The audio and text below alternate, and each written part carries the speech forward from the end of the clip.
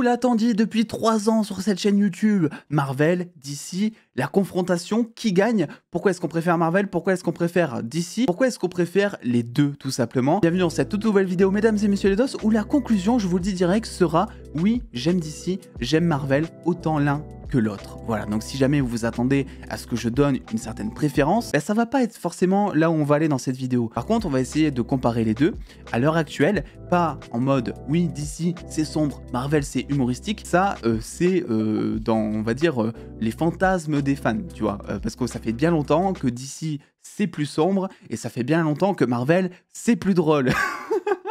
Donc je voulais vous donner mon avis par rapport à ça, parce que j'en ai jamais trop parlé, mis à part à quelques réponses, en commentaire, etc. Pourquoi est-ce que j'aime les deux, et pourquoi est-ce qu'en fait les deux sont très cool à suivre en 2022 en tout cas. Pour le coup, je vais prendre un exemple typique qui est tout récent, c'est Black Adam.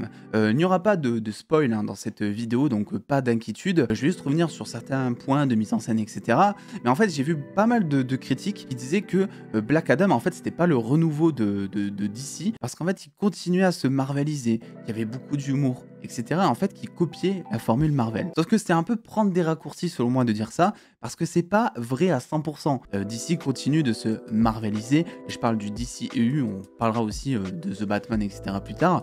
Mais effectivement, oui, ils veulent marveliser leur univers pour que leur univers populaire du nom de DCEU devienne aussi populaire que le MCU qui lui plaît au grand public, si vous voulez. Là-dessus, moi j'y vois aucun inconvénient du moment que ça dénature pas le personnage, et c'est ce qu'on a eu dans Black Adam, dans le sens où Black Adam, il y a de l'humour, il y a pas mal d'humour même, ils ont pas mal forcé par moments. Voilà, vous avez ma critique sur la chaîne, mais j'en parle en détail. Ça ne dessert jamais le personnage de Black Adam, ça ne lui fait jamais perdre en crédibilité, ça ne fait jamais descendre son charisme.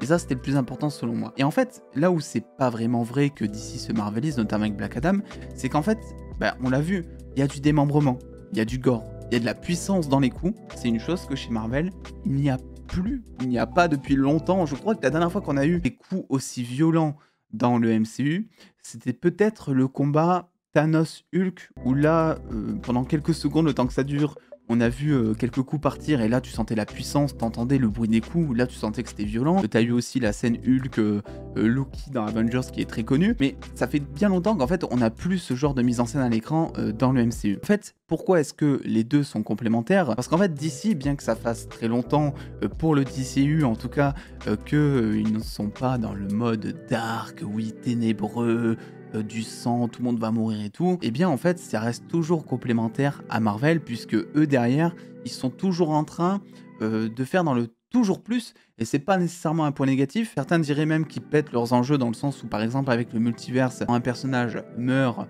eh bien tu peux toujours t'attendre à ce qu'il revienne. Je pense notamment à Iron Man, où là il y a certaines rumeurs qui disent que en fait si Armor Wars sort en salle, et potentiellement parce qu'ils veulent mettre Dwayne Johnson dans Armor Wars, putain, en mode Fast and Furious incroyable, et donc ils veulent mettre Robert Downey Jr. donc d'une quelconque manière dans le film, et que du coup ça attire au box-office, etc., que c'est pour ça qu'ils l'ont mis en salle. Voilà, il y a tout un système qui est différent pour l'instant en tout cas, parce qu'on sait que le multiverse arrive avec Flash côté DC, et ce sont des arcs narratifs surtout qui sont toujours complémentaires, puisque DC et Marvel ont toujours un train de retard par rapport à l'autre, et aussi par rapport aux attentes des spectateurs. C'est vrai qu'aujourd'hui, je trouve, et dites-moi en commentaire si c'est pas votre cas, mais je trouve qu'on est beaucoup plus demandeur de films plus sérieux, plus dark, qui se prend plus au sérieux. Ça se voit même sur les réseaux sociaux, c'est que dès qu'on voit que par exemple un film aurait dû être R-rated, dès qu'on parlait par exemple de Moon Knight qui était la première série dès qu'on sait au moins de 16 ans, il y avait beaucoup de joie qui se dégageait sur les réseaux sociaux, là où avant, à l'époque de BVS par exemple, Batman v Superman, eh bien les fans considéraient que le film était trop mature justement, et c'est pour ça qu'à l'époque il avait été déprécié par le grand public. Je pense que ce que cherche le grand public à l'heure actuelle, ce n'est plus l'humour de Marvel. C'est aussi pour ça peut-être que beaucoup disent que Marvel est en train de se perdre en quelque sorte, même si en fait ils sont juste en train d'exagérer une formule qu'ils ont depuis le début en 2008 avec Iron Man. Tous les personnages sont complémentaires, et par définition, en fait il y a des personnages auxquels tu vas pouvoir t'identifier chez DC que tu ne vas pas retrouver chez Marvel, et inversement. Donc c'est en ça aussi que c'est important de voir que d'autres choses existent, et de ressentir en fait à quel point chaque personnage est complémentaire. N'attends pas à ce qu'il y ait pour l'instant un film Marvel vs DC. Pour moi, c'est beaucoup trop tôt. Je pense que ça pourrait arriver potentiellement un jour, parce que bien évidemment, ça vomit de la thune avant même que ça ne puisse sortir au cinéma. Dans le sens où, voilà, t'imagines le délire. t'imagines un Captain America contre un Superman, par exemple, le délire que ça serait sur l'affiche et tout, ça serait peut-être le film qui ferait le plus de box-office au monde, ça dépasserait Avatar 1, Avatar 2, les 4 réunis, ça serait un délire complet. Et en fait, je suis convaincu que Marvel sert DC et que DC sert Marvel. Le meilleur exemple que j'ai à vous donner, c'est ces dernières années, ces derniers mois, où en fait il n'y avait que Marvel qui existait, faut être honnête. On a eu des projets comme Joker, The Batman, mais c'était pas des projets de saga, en tout cas pas au début quand c'est sorti, parce qu'on n'avait aucune idée de s'ils allaient faire une suite ou pas. Donc on réfléchissait pas en termes de saga, en termes de théorie, c'était des films qui étaient indépendants et c'était occasionnel pour le coup. Donc Marvel existe et existera encore pour encore très longtemps, et où on sait qu'il faut regarder chaque projet pour pouvoir suivre le reste du MCU de la même manière qu'une série. Et on l'a très bien vu ces derniers mois. Quelle que soit votre opinion sur le fait que vous ayez aimé Moon Knight, Thor 4, Miss Marvel, bref, des projets comme ça qui sont assez décriés ces derniers temps par certains comme étant bien inférieurs par rapport au début du MCU ou à une certaine époque du MCU. Vous savez, il y en a beaucoup qui disent que depuis Endgame, le MCU c'est plus ce que c'était en fait. C'est pas vraiment mon avis me concernant. Je vais pas rentrer dans le sujet. Je trouve qu'il y a des hauts débats, mais je trouve qu'il y a des choses très intéressantes dans cette phase du MCU. Le souci, c'est sa stabilité, mais bon, on n'est pas là pour parler de ça. Et même si je trouve que cette phase-là, il y a des choses intéressantes, eh bien, le MCU, ça fait un moment qu'ils n'ont plus de concurrence. Voilà, il n'y a plus ce truc de vouloir faire mieux que l'autre, de sortir le projet avant l'autre. C'est pour ça d'ailleurs que Justice League aussi s'était un petit peu planté à l'époque. Selon moi, c'est que, je vous redis rien, vous l'avez entendu 100 fois ce que je vais dire, mais en fait Justice League pour moi est sorti beaucoup trop tôt. Que ce soit même un film de Justice League qui aurait été réalisé par Snyder, hein, ça aurait été incroyable si par exemple la Snyder Cut telle qu'on la connaît de 4 heures, bon ça n'aurait jamais été le cas en salle, mais serait sorti en salle en 2016 à la place de la Justice League de Whedon. Et pour moi là aussi ça aurait été trop tôt parce qu'on n'était pas demandeur de ce côté sombre si vous voulez. Et en plus c'est vrai que le projet de Justice League sortait bien avant que l'on ait eu l'occasion de développer chaque personnage, Wonder Woman, Aquaman, Flash, Cyborg par exemple aussi. Là où par exemple Marvel avait fait les choses bien en implantant chaque projet petit à petit pour ensuite amener son projet Civil War puis ensuite Avengers. Et là où pour moi c'était peut-être trop tôt à l'époque, mais ça rendait la chose intéressante, cette course entre Marvel, DC, Warner, Disney, eh bien moi j'avais plutôt bien apprécié à l'époque. Moi j'ai toujours dit il vaut mieux être challenger que numéro 1 parce que rester numéro 1 c'est beaucoup plus compliqué que être numéro 2 et essayer justement d'être top 1. Ouais, ça y est, on part en mode sportif là. Et typiquement c'est ce qui est en train de se passer selon moi, c'est que si Marvel continue dans ce sens et si DC fait de bonnes choses avec les projets qu'ils ont annoncés, je le rappelle, Man of Steel 2, potentiellement un Justice League Dark, une trilogie potentielle sur Green Lantern, ça reste que de la rumeur pour l'instant, mais on sait qu'officiellement ce qui a été confirmé c'est The Flash 2 et Man of Steel 2. Et parmi d'autres choses, bref, je vais pas venir en détail parce que j'en ai parlé 100 fois en vidéo des choses qui sont annoncées, mais qui plus est, si ça se réalise, eh bien, ça peut vraiment piquer la vedette à Marvel. Là, ils sont sur la bonne route, ils ont un boulevard entier pour pouvoir devenir top 1. Et c'est là où ça va être intéressant et où ça va suivre la hype. Je sais pas si vous avez remarqué, Marvel, selon moi, n'a jamais été autant détesté ou en tout cas n'a jamais été aussi peu apprécié que ce soit par les fans ou même par le grand public. Donc, ils ont quelque chose à faire. Je ne demande que ça. Si DC arrive à être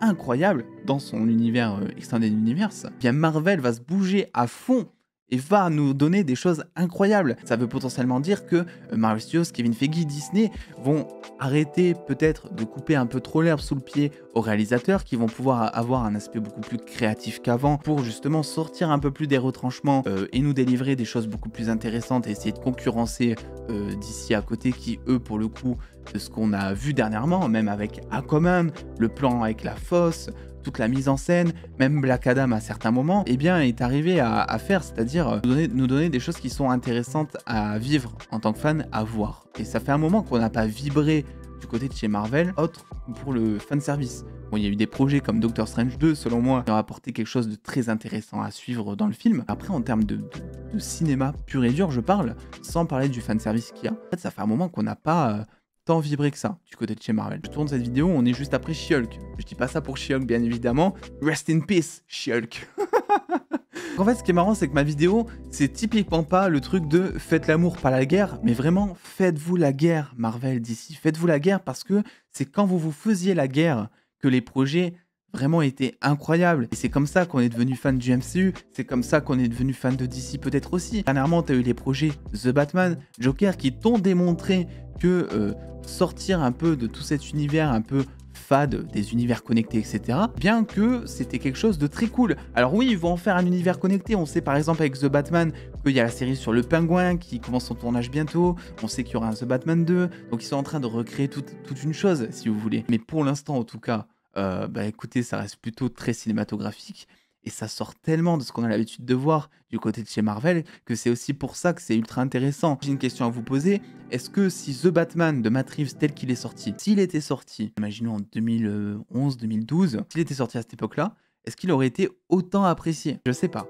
Parce qu'à l'époque, on avait des projets qui étaient beaucoup plus sérieux en fait. Même Iron Man 1, Iron Man 2 quand c'est sorti, il y avait toujours ce côté Tony Stark en mode arrogant, mode drôle et tout, mais il y avait quand même un fond qui était beaucoup plus dramatique. Sa dépression, son souci de santé à cause du cœur qui se développait petit à petit. Bref, tout ça faisait que c'était un projet qui était beaucoup plus sérieux. Je suis pas sûr que si The Batman était sorti par exemple en même temps qu'un Iron Man, pas sûr que les fans auraient beaucoup plus apprécié parce que ce que demandent les gens, que ce soit les fans même, ou même le grand public, en général bien sûr, c'est du changement. Et vu que du Marvel, on en mange à toutes les sauces en ce moment, et que c'est plus ou moins pareil, vraiment, entre chaque projet, en termes de réal, en termes de fond, en termes de forme, eh bien, je pense que c'est pour ça que The Batman a été autant apprécié, parce que c'est un film qui a coupé net, en fait, le genre super-héroïque. On a pris notre temps, on a fait des plans qui étaient incroyables avec très peu de budget, on nous a donné un Batman qui était beaucoup plus dans l'enquête que dans l'entertainment.